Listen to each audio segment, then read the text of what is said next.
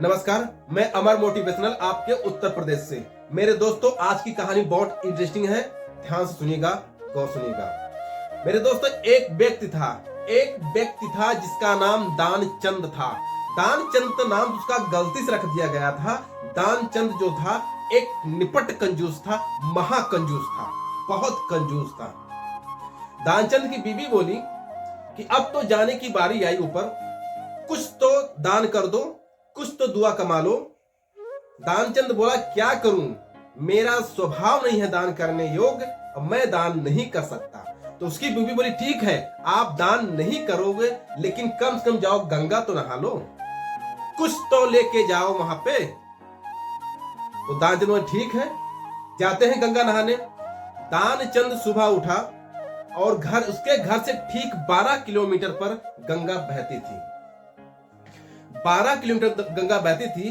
दानचंद सुबह उठा और पैदल ही वह रास्ता तय कर दिया, क्योंकि उसने सोचा अगर मैं ऑटो से जाता हूं, सवारी से जाता हूं, तो ऑटो वाले को मुझे पैसे देना होगा। तो वह 12 किलोमीटर सफर पैदल तय किया। जब गया नदी किनारे तो वहां पर 2 घाट हुआ करते थे। एक था घाट नहाने वाला, दूसरा घाट था मुर्दा घाट। तो दानचंद सोचा कि साला उस नहाने वाले घाट पे जाएंगे तो लोग पैसा मांगेंगे, चलो चलते हैं मुर्दा घाट पे, वहां तो कोई डिस्टर्ब करेगा नहीं, वहां पैसा लेगा कि नहीं। गया नहाने के लिए। ऊपर से भगवान को मस्ती सूझ रही थी। भगवान धरती पे आए उस मुर्दा घाट के तट पर। वो एक पंडा का रूप धारण कर वहां किनारे खड़े हो गए। जैसे ही दानचंद नहाकर बाहर निकला, पंडा बोले, जजमान की जय हो। दानचंद बोला कि अब तू कौन है? पंडा बोले, मैं एक ब्राह्मण हूं, और यहां पर मैं कभी कभी आता हूं, साल 2 साल 4 साल में, और यहां पर तुम्हारे जैसे भी कभी कभी आते हैं, लेकिन जो आते हैं कम से कम 1 साल का भोजन दे के जाते हैं, 1 साल का खाना दे के जाते हैं। तो दानचंद बोला, नहीं, मैं तो नहीं दे सकता। तो भगवान बोले पंडा कि चलो 1 साल का नहीं, कम से कम 1 महीने के दे के जाओ। दानचंद बोला कि 1 महीने छोड़ो, मैं 1 दिन का भोजन आपको नहीं दे सकता।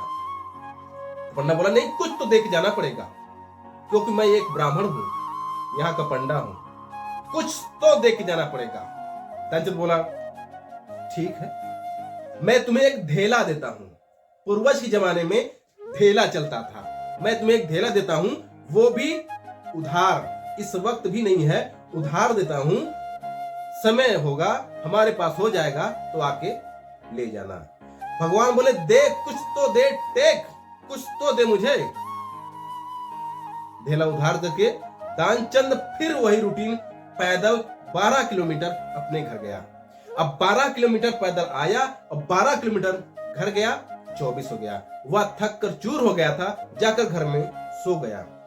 ठीक थोड़ी देर बाद पंडा यानी भगवान जाकर उसके द्वार पर दरवाजा खटखटाते हैं। उसकी बीवी दरवाजा खोलती हैं, बोलती, जी महाराज। बोले, जजमान की जय हो।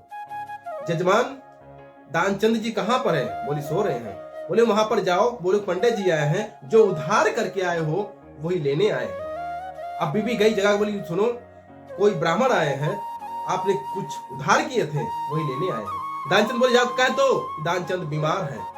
अब दानचंद की पत्नी बोली पंडा जी से, दानचंद जी बीमार हैं, अभी नहीं उठ सकते। अब पंडा बोले, जजमान बीमार हैं तो हमारा कर्तव्य बनता है कि हम उनके यहाँ ठीक होने तक इंतजार करें और उनसे मिलकर ही जाएं। कोई बात नहीं, आप खाने पीने की व्यवस्था कीजिए, हम यहाँ पर बैठते हैं।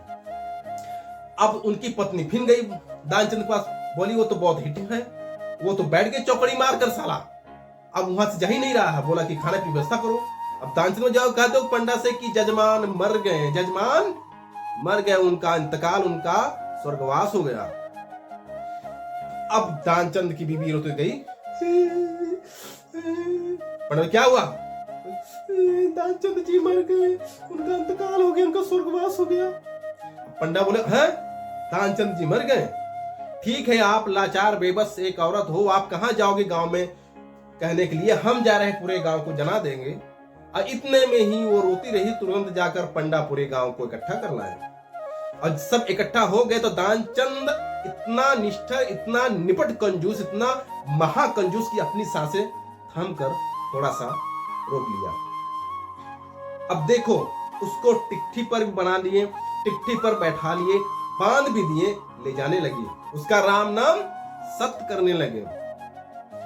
जब ले जाकर वहां घाट पर, वहां टिकठी पर चिता पर लिटा दिए, तब भी नहीं उठ रहा है दानचंद, इतना कंजूस।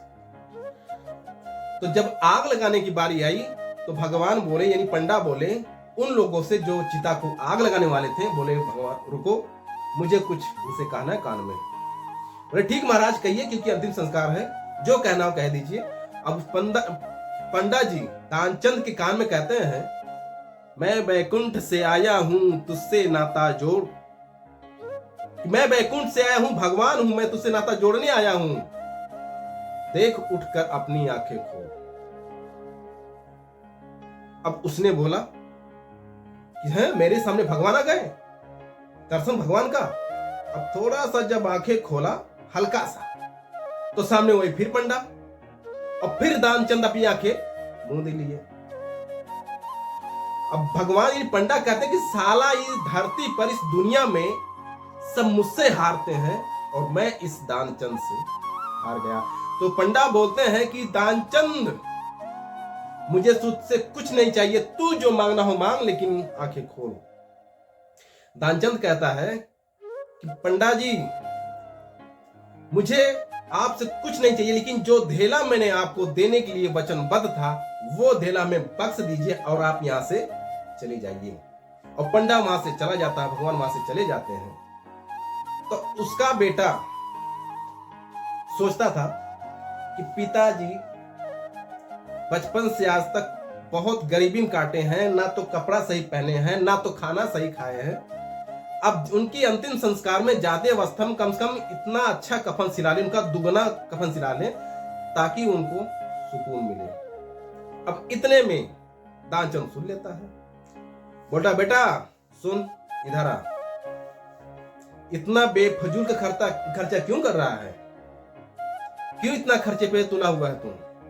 इतना बड़ा कफन क्यों? इस कफन को 2 भाग कर, और मेरे को उतना ही कफन उड़ाना, ढकना मेरे शरीर को जितना ढका जाता है, और एक जो टुकड़ा है उसको सही से रख देना, कपड़ा है खराब थोड़ी होगा, जब तू मरेगा तो यही कफन तेरे काम आएगा। इतना कंजूस दानचंद